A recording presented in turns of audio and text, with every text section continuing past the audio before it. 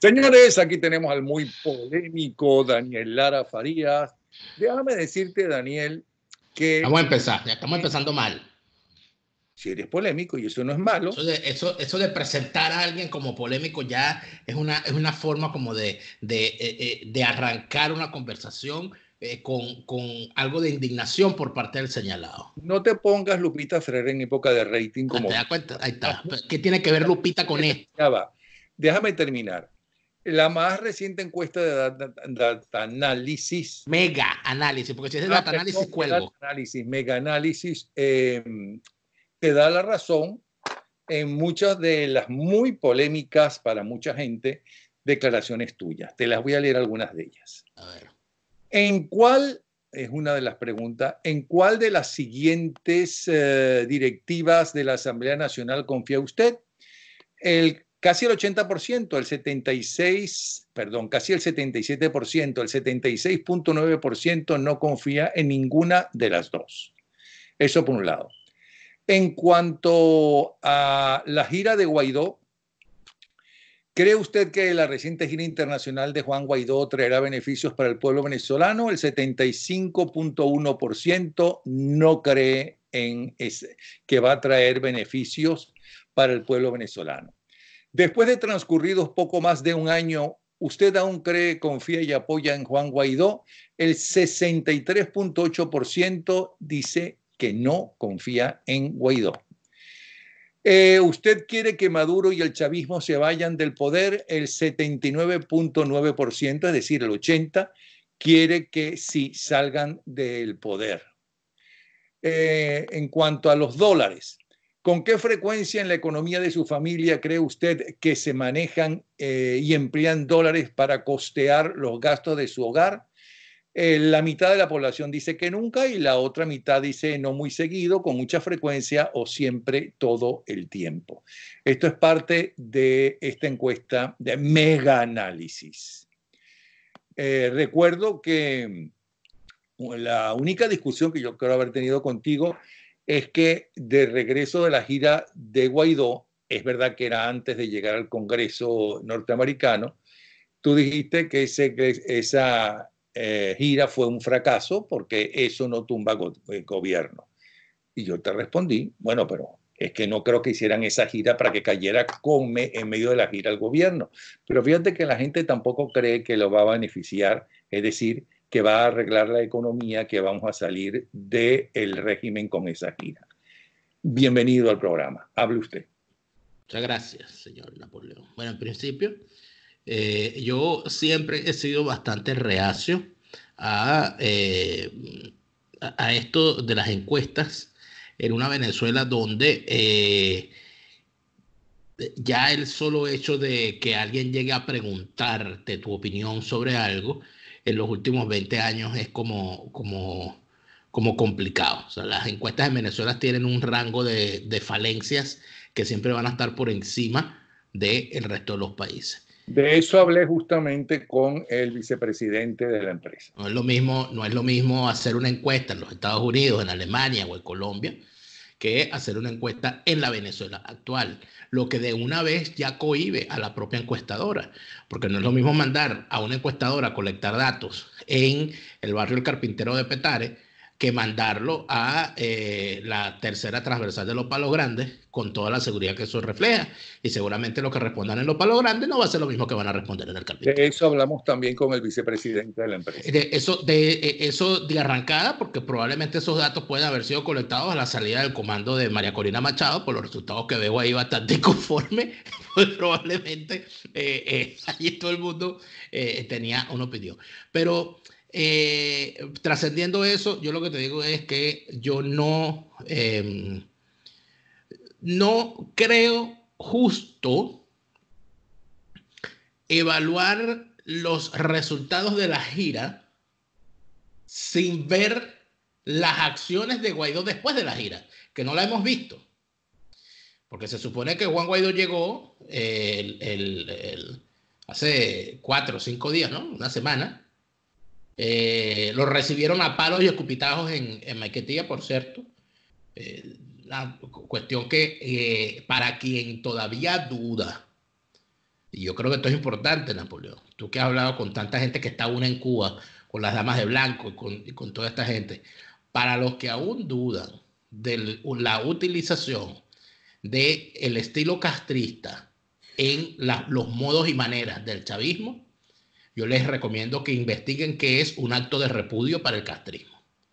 Disfrazar a funcionarios y a activistas de pueblo y lanzárselo encima a un disidente para que el régimen diga, no, nosotros no le hicimos nada, es que la gente los rechaza porque son una gente que, bueno, es el rechazo popular. Eso fue lo que le hicieron a Juan Guaidó a su llegada a Venezuela. Pero eso está claro, inclusive ya salieron a relucir no solamente los nombres de esos dirigentes que hicieron eso, sino hasta dónde vivían y hasta el teléfono de ellos, Sí. y ya están recibiendo las sanciones internacionales. El asunto está en que, bueno, ya después de una semana, me imagino que ya el señor Juan Guaidó se pudo haber recuperado de toda esta situación, pudo llegar a poner en orden la casa, sacar toda la ropa de la maleta, lavarla, ordenar la situación, ver cómo estaba la casa, etcétera. Y ya deberíamos empezar a ver, ¿no?, los resultados de esa gestión. De alguna manera, ayer, para el día que estamos hablando, para el momento que estamos hablando, hizo una rueda de prensa donde indicó algunas cosas, entre las cuales señaló que no tienen previsto asistir a unas elecciones con ese CNE, con esas condiciones y sin necesidad de usurpación, etc. Eso es más o menos lo mismo que han dicho durante todos estos años cada vez que terminan yendo a una elección. ¿Qué tiene de diferente esta promesa actual con las anteriores? Que quien está diciendo en este momento, quien está hablando, Juan Guaidó, por primera vez en 20 años, y esto es importantísimo, por primera vez en 20 años, el máximo dirigente de la oposición al chavismo es recibido en la Casa Blanca. Esto es, o sea, que trasciende al solo hecho de Guaidó. Porque no es el asunto de que haya sido Guaidó, que es la persona en la que fue. No, no, es que por primera vez en 20 años se asume que como en Venezuela hay un régimen que es enemigo de los Estados Unidos, quien se enfrenta a ese régimen desde el punto de vista político, quien encabeza la oposición política de ese régimen, debe ser un aliado de los Estados Unidos. Eso se demostró con la visita de Donald Trump. Eso no lo hizo Obama. Eso no lo hizo George Bush, que si bien recibió en su momento a María Corina Machado, no era María Corina Machado en aquel momento quien encabezaba a la oposición. En tal sentido, yo creo que cuando Juan Guaidó diga las cosas que diga a partir del momento de su regreso a Venezuela, habrá que entender que eso que está diciendo es producto de o consecuencia de esa gira y esa reunión en la Casa Blanca.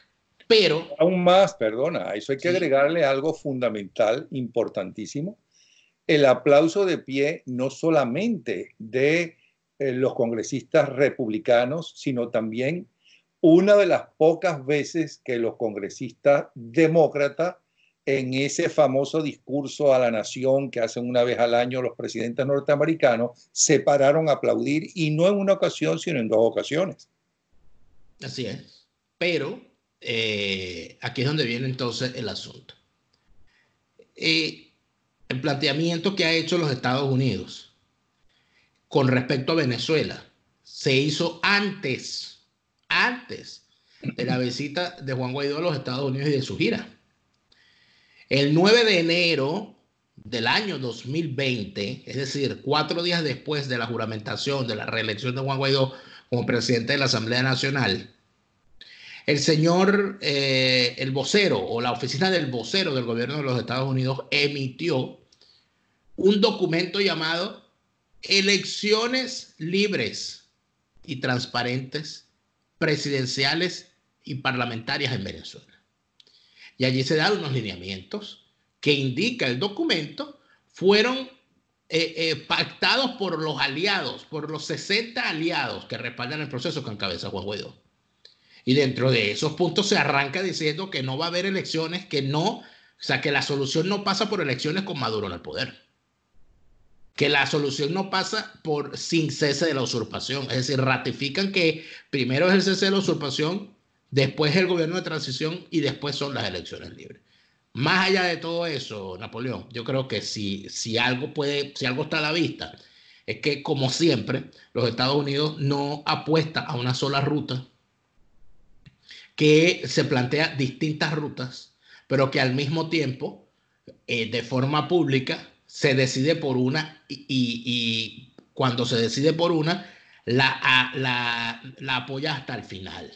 ¿Cuál es el final de este planteamiento de que no va a haber elecciones sin cese de la usurpación? Bueno, que si vuelven a ocurrir unas elecciones, ¿okay?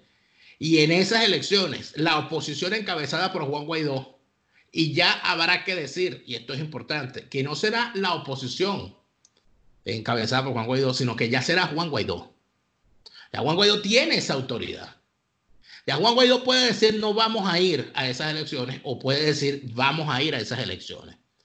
Porque ya estamos hablando de que el proceso de elección de reelección de Juan Guaidó como presidente de la Asamblea Nacional ya no va a estar sometido a una nueva reválida si no cesa la usurpación. ¿Me explico? Entonces ya Juan Guaidó declaró, vamos a repetirlo, declaró que no va a elecciones en esas condiciones. Y tengo que entender que a raíz de lo que sucedió en los Estados Unidos como final de esa gira, sí fue exitosa ahora para ti. No lo sé. No lo sé porque si algo tiene la clase política que encabeza Juan Guaidó es la inconsistencia. Si algo tiene esa clase política es el engaño. Y si algo tiene esa clase política es el cinismo. Porque así como se dice los hechos evidentes positivos, hay que decir los hechos evidentes negativos. Llegando Juan Guaidó al país y restregándole otra vez el régimen ante la estupefacción general, otro caso de corrupción. Le meten preso al tío. Y si bien la presión del tío es completamente ilegal, fuera de lugar, amañada, trucada, montada y todo lo demás, vuelve a señalarse lo obvio, que se está diciendo desde hace rato, que Juan Guaidó se ha propuesto meter a la mayor cantidad. Bueno, ya sabíamos del hermano, sabíamos de un primo, ahora tiene también un tío. El asunto de involucrar a la familia en temas de Estado es algo que nunca ha dado buenos resultados en ninguna parte del mundo. Fíjate que eso es lo que se le critica mucho a Donald Trump. Eso normalmente en ningún país serio del mundo termina bien. En Venezuela tenemos ejemplos suficientes de cómo ha terminado mal eso. Y ya, bueno, esta cosa trágica, entonces termina este señor preso, que me imagino yo, y no lo quisiera imaginarme todo lo que puede estar repasando ese pobre señor. Y es algo que de verdad revela que esas promesas de propósito de enmienda, de llorar de rodillas frente a la gente, diciéndoles que ahora sí vamos a cambiar, ahora sí me voy a portar bien, ahora sí voy a ir por el buen camino, ahora sí voy a ser un buen cristiano y por mi culpa, yo pecador, etcétera. Bueno, llega a Venezuela, está ya este escándalo de corrupción donde aparece involucrada una abogada que además es diputada de Voluntad Popular como Tamara Adrián, cuya participación ahí, yo no puedo decir que es culpable o inocente, pero Juan Guaidó tampoco puede decirse culpable o inocente. Hay una acusación que la señora se defiende y después que se defienda, usted sentará posición. Pero esa defensa a priori, esa aparición constante y recurrente de diputados de la Asamblea Nacional en escándalos de corrupción, nunca bien aclarados y nunca bien investigados, bueno, terminan siendo, además de eso, casi que tragicómico. Fíjate que lo que hicieron, porque esta es la respuesta que yo sé que tú me vas a dar. Bueno, pero nombró un contralor. Y eso es positivo. Y te vamos a prender unas velas a Guaidó porque nombró un contralor. ¿En qué parte de esa constitución hecha y rehecha a la medida de Chávez y que esa oposición defiende a rabiar y se tiran al piso y lloran por su suerte, en qué parte de esa constitución dice que el presidente nombra al contralor? En ninguna parte. Contralor que ya empezaron a sacarle los trapitos sucios. Pero es que ese señor no, o sea, el Contralor no tiene que nombrar un comité de postulaciones de la Asamblea Nacional que decidirá luego de una serie de entrevistas y tal, y todo aquello, y por todo el proceso que corresponde, nombrar a quien va a ocupar el cargo. No es que el presidente dice, ay, la persona que se va a encargar de controlar los gastos de mi gobierno y mi pulcritud va a ser fulano de tal. Eso es chavismo. Eso ya lo hizo el chavismo. Porque que no se nos olvide que el actual Contralor de la República, entiendo yo que es este sujeto, este ciudadano, es Luis Amoroso. El anterior había sido un compadre de Nicolás Maduro. Entonces, ya ese tipo de cosas, entonces uno dice, bueno, pero aquí se aprendió o no se aprendió. Las lágrimas aquellas en la tarima fueron verdad o no. Eso de arrodillarse y pedir perdón y prometer cambio, ¿de verdad era una promesa cierta o era una estratagema de marketing? En medio de todo esto, ¿verdad? A mí me siguen extrañando dos cosas. Uno, el tema de la corrupción, que es la madre de todos los vicios en el caso de la política venezolana. Tú no puedes hablar del narcotráfico en Venezuela si no señalas el tema de la corrupción. Tú no puedes hablar del tráfico de oro si no hablas del tema de la corrupción. Tú no puedes hablar del tráfico de gasolina si no hablas del tema de la corrupción. En tal sentido, si no se saca la corrupción, aquí no vamos a salir de esto jamás. Y en segundo lugar, esto que se ha tomado a chiste, se ha tomado a broma, se ha tomado a chanza, se ha tomado como fuente inagotable de producción de memes y de burlas en internet, que fue este despliegue que hicieron el fin de semana, de que si el escudo soberano, la cosa militar esta, y todas estas cosas que sacaron con estos milicianos hambrientos y desarrapados, cargando unos lanzamisiles más grandes que el hambre que ellos llevan.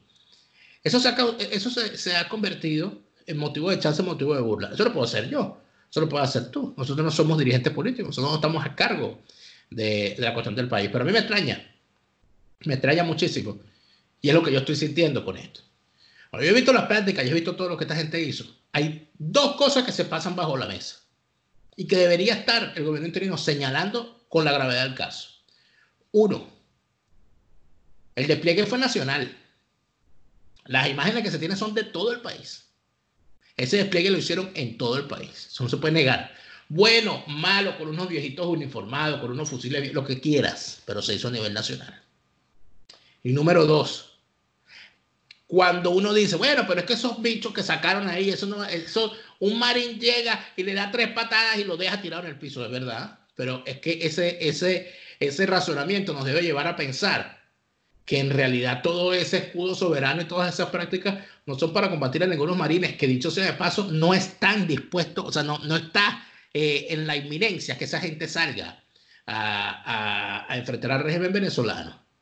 ¿Quiénes de forma inminente pueden salir a enfrentar al régimen venezolano en cualquier momento? Los ciudadanos, la gente. El propio Guaidó ha dicho que hay que retomar una agenda de calle. En tal sentido, ¿para quién es la amenaza de ese escudo soberano? ¿Para los marines o para la gente? Yo creo que lo que están haciendo es diciéndole al mundo, nosotros tenemos a un rehén, ese rehén son estos ciudadanos, y nosotros no nos vamos a enfrentar a quien nos ataca, nosotros vamos a matar al rehén. Cosa que han demostrado ser capaces de hacer, lo demostraron durante estos 20 años, 50 veces, y yo estoy completamente seguro que están dispuestos a hacerlo otra vez. Y es aquí entonces donde yo pregunto una cosa. ¿Dónde está el ministro de la Defensa del gobierno interino? ¿No lo había antes de la gira? ¿No lo hubo durante la gira? No lo hay después.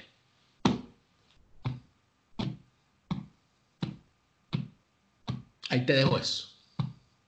Se habla mucho y tú eres una de las 3 personas, de los 3 analistas de los cuales me han hablado y tiraron la noticia, que la semana que viene va a haber cosas muy fuertes. Muy fuertes, ¿qué quieres decir con eso? ¿Que van a salir más escándalos? Yo creo que el regreso de Juan Guaidó al país, en realidad, obviamente, va a desatar una serie de demonios que probablemente sean los más fuertes que hemos visto en mucho tiempo. Yo no recuerdo una situación tan endemoniada como esta desde el año 2017. ¿Y por qué te lo digo? Porque evidentemente ¿cuál es el objetivo del régimen ahorita? El objetivo del régimen es imponer unas elecciones falsarias y prostibularias. Punto. Y que la oposición participe. Ese es el objetivo.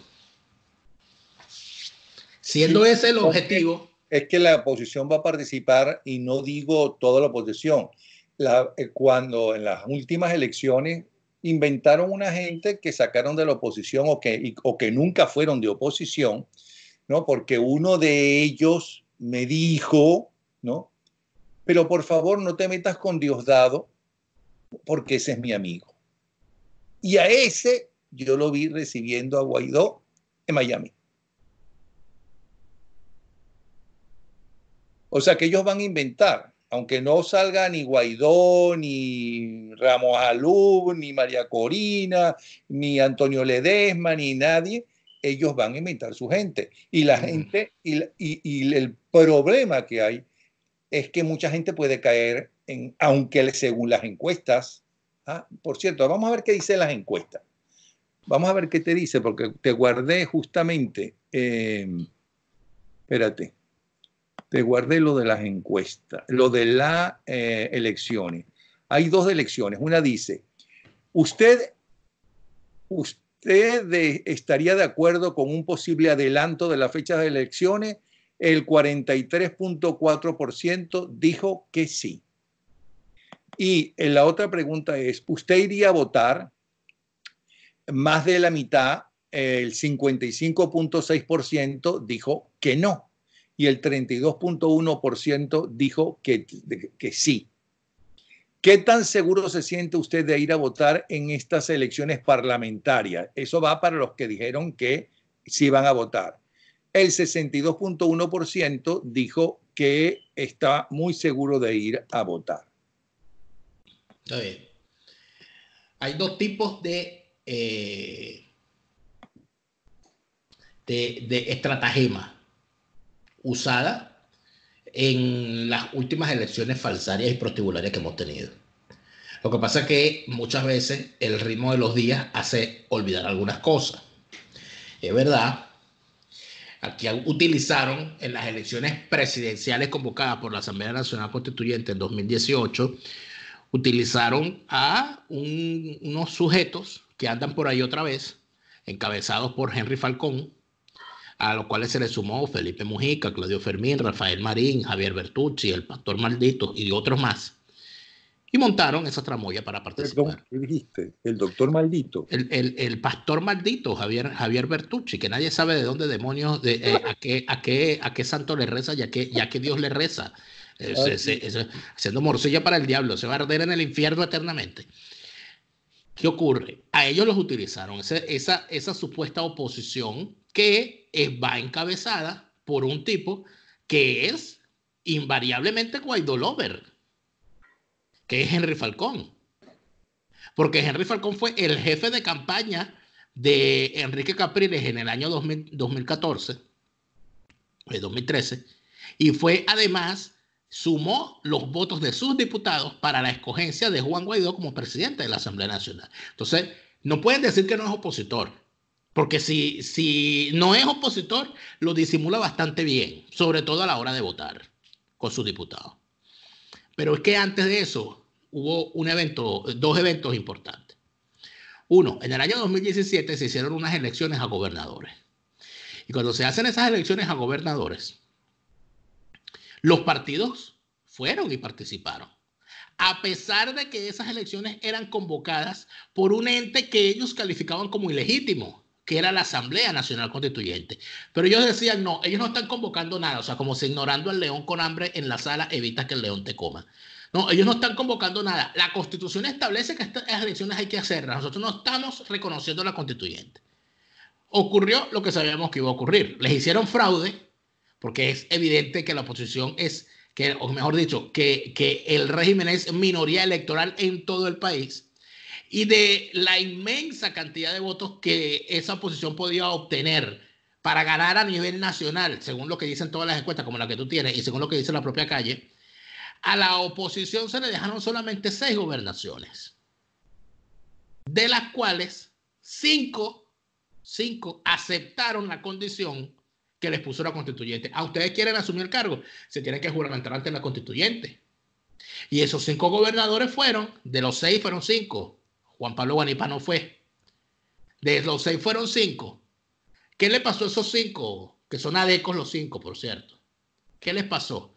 Bueno, salió Henry Ramos Alud diciendo que ellos habían hecho eso a título personal, que esa no era la línea del partido y que ellos, al haber decidido un camino distinto al que planteaba él como sumo pontífice de su organización, esos 5 gobernadores quedaban autoexcluidos. Los autoexcluyeron, pero cada 3 días los vemos a ellos con la camisa de AD, con la foto de Rómulo, con la pipa de Rómulo, con abrazados a Ramos Alud, yendo a las fiestas del partido, etcétera, etcétera. Los tipos siguen estando allí. Luego lo volvieron a hacer cuando vieron las elecciones alcaldes. Cuando vieron las elecciones alcaldes dijeron, no, la oposición no va a participar. Pero es verdad, no participaron oficialmente, pero inscribieron a sus militantes como candidatos. Y ganaron algunos de ellos y ahí están gobernando. Porque nadie me va a decir a mí que Gustavo Duque, alcalde de Chacao, no es militante de Primero Justicia. Nadie me va a decir a mí que Elías Sayek, alcalde de Latillo, no es militante de Primero Justicia. Tanto es Sayek, alcalde del municipio de Latillo, que presta las instalaciones de la alcaldía para que se hagan las sesiones de la Asamblea Nacional. Si él no fuese opositor, al Guaidó Lover no haría eso. Entonces, la mentira tiene muchas caras. El engaño durante estos años ha sido de distintas maneras. Y el cinismo también. Por eso es que cuando a mí me dicen, no vamos de ninguna manera, no veas, porque aquí no, nada. Yo prefiero esperar. Mira, desde el descubrimiento tuyo con el carrito del abasto, estás mejorando la actuación. Escúchame. Vamos a poner unas hipótesis. ¿Qué puede ocurrir? Bueno, puede ocurrir que Juan Guaidó diga, nosotros no vamos a participar en esas elecciones. Y que los que ya han dicho que hay que participar a todo evento por encima de cualquier cosa, hagan una de 2 cosas. 1, pero que se quiten la máscara y vayan y participen de frente. O 2, que digan, se pongan en la modalidad perrito de taxi. ¿Te acuerdas de los perritos de los taxis? Que cuando el taxi se mueve, el perrito, y entonces tú no sabes si el perrito está diciendo sí o no. Entonces tú vas a tener, cuando Guaidó diga, no vamos a participar, tú vas a tener a Ramos Alud, allá, como el perrito del taxi, pero por detrás está inscribiendo a los candidatos con otros partidos. Y así vas a tener a los de Primero Justicia e inclusive a los propios de Voluntad Popular. Porque para quien no lo recuerda, el señor John Goicoechea, vocero de Voluntad Popular en este proceso, él le pidió una taima a Voluntad Popular, se inscribió como candidato a la alcaldía de Avanzada Progresista, cuando terminó la pasantía de candidato, regresó para Voluntad Popular. Es decir, que el cinismo tiene muchas caras. Los perros de taxi no son nada más Ramos Alud y Capriles. Es que hay una voluntad de perritos de taxi en toda esa dirigencia opositora. Por eso es que yo digo que lo que viene va a ser una cosa horrible. Porque vamos a ver las verdaderas caras de mucha gente, vamos a ver el tamaño del engaño en el que han caído muchos y además de eso, vamos a suponer que se den unas condiciones medianamente potables. Que se escoja un nuevo CNE, que por allí dicen que el nuevo CNE y que ya tiene olor a ron y que tiene el pecho cuadrado, ¿no? Y que el patrocinante fundamental de ese CNE, ¿cómo se llama? La santa patrona va a ser Santa Teresita del Niño Jesús. Oye, vamos a suponer el CNE, una cosa y participan, les dan todo. Perfecto. A partir de ese momento, la caja de los rayos que se desata dentro del grupo que encabeza Juan Guaidó es de aquellos a los cuales le huían, hasta Betancur y Caldera huían, se desaparecían cuando en Acción Democrática y COPEI se estaban escogiendo las candidaturas al Congreso, porque lo que se desataba era la guerra. Pero entonces me pregunto yo, si Guaidó decide participar en estas elecciones, ¿alguien se imagina lo que significaría presentarle al país una plancha donde figuren Freddy Superlano, Sergio Vergara, Tamara Adrián, Eudoro González, Henry Ramos Alú, candidatos de Manuel Rosales, Stalin González. ¿Alguien se imagina eso? ¿Tú te imaginas que nosotros nos llamen otra vez a votar y nos vuelvan a vender con el cuentico del 2015? No, no, usted no está votando por ellos, usted está votando es por la tarjeta de la unidad, porque la unidad es lo más importante. Olvídese de quién va allí, No, que lo importante es la unidad. Y te dicen desde hace décadas, no es nada nuevo, no hay que perder los espacios, por eso hay que ir. Claro. Entonces, por eso de perder los espacios, el espacio fundamental que se ha perdido es el espacio destinado a la ética dentro de la política. Porque cuando nosotros en el 2015 nos llamaron a votar, yo tengo por ahí guardado el programa por el cual yo he recibido más mentadas de madre en toda mi historia profesional, que fue el programa que hice el día siguiente. Y lo guardas como la canción de Nacha Guevara, como precioso souvenir. Lo guardo como recordatorio. Porque en ese programa, en Radio Caracas Radio, junto a Neomar Hernández, el día que se anunciaron las candidaturas a la Asamblea Nacional en el 2015, yo anuncié que yo iba a votar en función de mi conciencia, no en función de lo que me querían imponer los gángsters que habían armado esa plancha. Y por eso yo anuncié que no iba a votar en Vargas por la lista donde iban unos candidatos arreglados y que iba a votar solamente por el candidato nominal que presentaba la unidad. Y aquí viene la desgracia. Yo pensaba que eso era lo peor. Ahora mira lo que pasó. Que yo en la lista, yo dije, yo voy a votar aquí en esta lista por una sola persona. Porque solamente allí es donde merece mi voto. Esa persona era Juan Guaidó. O sea que las cosas podían ser peores, ¿no? Con el paso del tiempo, yo recuerdo todo lo que durante la campaña a mí me llamaban al programa todos los días para insultarme. Para decirme, porque tú no vas a votar, porque tú eres un divisionista, porque tú eres un abstencionista, porque tú eres desgraciado, etcétera, todo aquello. El hecho de tener a Henry Ramos Alú como candidato presidencial, como candidato candidato presidencial es ahorita, pero como candidato a la Asamblea Nacional, era suficientemente avergonzante como para criticar esa plancha. Pero nos quedamos cortos. En estos 5 años hemos visto lo que son capaces. La pregunta es, ¿nos van a repetir la dosis con estos tipos? ¿Nos van a repetir las actuaciones de la misma manera que han hecho estos años? Si van a unas elecciones, ¿van a tener los mismos tipos de candidatos? ¿O van a traer unos peores? Porque me imagino que deben tener un stock grande, un inventario importante de falsarios y prostibularios, ¿no? Guardados allí para mejor ocasión. Donde, bueno, si salió un superlano y salió porque uno recuerda políticos malos en la historia de este país, vendidos y colados por los palos. Yo recuerdo el caso de un grupo político y que iba a renovar la política en Venezuela, encabezado por el señor Vladimir Hessen, que se llamaba Nueva Generación Democrática, donde llegó en ese grupo que era la Nueva Generación de la Democracia un senador llamado José Marcicovetre. Bueno, y ya a mitad de la legislatura le habían rebautizado como José Marcicobrete, porque el tipo vendía el voto y lo que decía en la mañana lo votaba en contra en la tarde, y si le daban chance de volver a votar en la noche, volvía a votar de otra manera. Entonces cuando uno ve cosas como esas y ve el paso del tiempo, cuando uno ve lo que significaba ver a un Carlos Melo entrándose a golpes en medio de la Asamblea Nacional, pero ve cómo Jorge Rodríguez entró con una tropa de desarrapados dentro del Palacio Federal Legislativo y entró a carajazos a todos los diputados en su momento.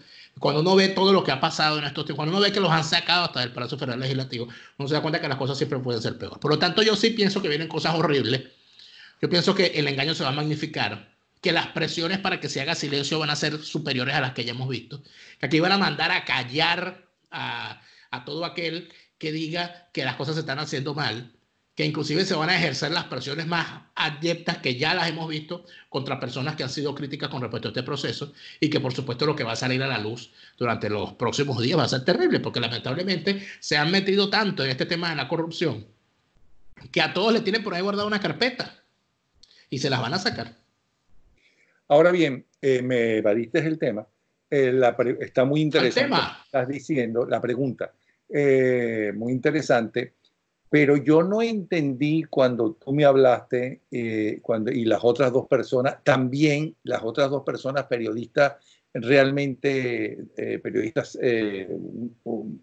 serios, pero sí, no son estos chismosos que con tal de llamar la atención y tener viewers, dicen cualquier cosa e insultan a cualquiera todos los días. Yo entendí que el escándalo y lo grave no va por ahí solamente. Me da la impresión que ustedes hablan de que van a sacar, claro, tú no eres como tú mismo dijiste, ¿no? Que no te gusta dar batacazo. Y es por eso que te tengo todas las semanas como analista. La gente puede estar a favor o en contra tuya, pero eres tu análisis, es tu forma de pensar. Y no estás inventando nada para llamar la atención. Pero me da la impresión de que por ahí vienen otras cosas diferentes a lo que acabas de hablar, que son suficientemente graves las cosas que acabas de decir, pero que son especulaciones. Hasta que no se revele, claro. Claro, especulaciones, no, lo que acabas de decir son especulaciones basado en la historia reciente de esta misma gente, ¿no? Pero esperemos que ahora con la presión norteamericana y con la fuerza que le da lo que sucedió en el Congreso norteamericano y con Trump, pues no necesiten hacer esos jueguitos. ¿De Bueno, qué otra cosa ojalá. quería? ¿Qué es la cosa Ojalá, de que Napoleón, pero sin fíjate que cuando se revisa, y yo creo que es lo importante, la mejor manera que yo he encontrado para más o menos entender qué puede pasar, no en tono de periodismo astrológico, que siempre me fastidia, eso de hacer predicciones y decir, no, mañana la luna se mueve para allá, no, y entonces el copete de Donald Trump se movió para allá, y entonces miren los marines por acá, eso a mí siempre me ha fastidiado. Yo pienso que es mucho más sencillo, no sé por qué se enredan tanto la vida. Lo que hay es que revisar lo que han hecho antes, estos personajes, y en función de eso, ir viendo qué podrían hacer. Por ejemplo, durante estos 20 años no le han dicho a la gente que hay que votar por encima de todas las cosas porque nosotros no tenemos armas y que nuestra arma es el voto. Eso lo han dicho a la gente una y otra vez en todos los momentos. Y, por cierto, ese argumento se cae con la gira de Guaidó. Porque si Guaidó no hubiese, si la oposición no hubiese llamado a la abstención en las elecciones de mayo del 2018, a Guaidó no lo reciben en la Asamblea, en la Casa Blanca. Porque todo este proceso que se inició en el año 2019 con la presidencia, con el gobierno interino de Juan Guaidó, arrancó porque se declaró aquella elección como ilegítima porque la oposición no participó. Por lo tanto, la abstención sí da resultado. Eso de que la abstención, no, eso es entregar los espacios, eso es, nosotros tenemos que participar y demostrar, o sea, tienen 20 años demostrando que son pendejos. Hay que demostrar que sí se puede, hay que demostrar que somos más, hay que demostrar que nosotros no somos como ellos, hay que demostrar que nosotros... Entonces, los tipos es una cosa que termina siendo desesperante. Sobre todo cuando ves quiénes son los voceros, porque cuando yo veo en eso a Claudio Fermín, a quien uno tiene como un hombre inteligente, cuando uno ve en eso a bueno, él siempre ha sido un triste recogelata, este muchacho, Enrique Ochoa Antich, que él nunca sirvió para nada, el pobre. Cuando uno ve en una cosa como esa a un hombre como Rafael Marín, ¿quieres que te diga una cosa? Yo regresé a Acción Democrática cuando yo veía que Rafael Marín era capaz de entrarse a golpe en la calle en contra de los chavistas, porque yo decía, esa es la Acción Democrática en la que yo creo. Y por eso fue que yo regresé al partido. Y yo veo hoy a Rafael Marín en esto. Y yo digo, bueno, no me siento bien al haberme retirado de la política. Porque yo no me quiero imaginar si yo hubiese continuado en la política, quizás termino así, arrastrándome, con complejo de alfombra, que no pueden enviar al chavismo porque se tiran para el piso para que los arrastren, para que el chavismo se limpie los zapatos llenos de mierda sobre ellos. Es una cosa impresionante. Aquí estamos hablando de que internacionalmente se habla de que el chavismo es una banda criminal, de que en Europa hay un escándalo porque en España recibieron a Delcy Rodríguez, a ella y a las 60 maletas que parece que la señora dejó. Pero a ellos les parece bien reunirse con esa gente y besuquearse y abrazarse y darles la mano y todo lo demás. Entonces, cuando uno ve eso, uno dice, oye, de verdad, si ya es feo lo que hemos visto, imagínate lo que podemos ver en el futuro. O sea, no hay yo lo decía el fin de semana, en mi Twitter. Nosotros necesitamos un reseteo ético mayúsculo. No, es que nosotros, cuando yo veo, si yo pudiese decirle algo a Juan Guaidó, mira, nombra 2 ministros urgentemente, un ministro de la Defensa y un ministro de Educación. No, que hay que hacer un reseteo ético. Nosotros hemos pasado 100 años equivocados, porque esto es consecuencia de 100 años de errores. O sea, para no cargarle las tintas a una sola generación. Porque de qué estamos hablando aquí, o sea, ¿cómo es posible que un hombre como Rafael Marín, que fue uno de los primeros de su promoción de abogados, que fue uno de los primeros egresados del posgrado de Derecho Constitucional de la UCB, ande en eso? ¿O es posible que Claudio Fermín, un tipo que estudió en las mejores universidades, criado por unas mujeres como Mercedes Fermín, que eran de lo más granado de la democracia originaria venezolana, ¿cómo es posible, chico? ¿Cómo es posible que terminen en esto? Entonces uno dice, bueno, es que en realidad la descomposición ha sido demasiado grande, la descomposición ha sido larga, y obviamente en medio de una situación como esta no podemos nosotros indicar que pueda recuperarse una Venezuela distinta, pueda construirse una Venezuela distinta si no pasamos por un reseteo ético, porque esta gente, esa ética de la cual esa gente está alardeando, no es la ética para construir un nuevo país. Bueno, muchísimas gracias, señor Lara Farías. Nos vemos entonces en una semana, ¿ok? O antes, si se produce la noticia, como decían antes en la radio. Al producirse la noticia. Al producirse la noticia. Así es, señor. Ok, un abrazo. Hasta luego. Daniel Lara Farías.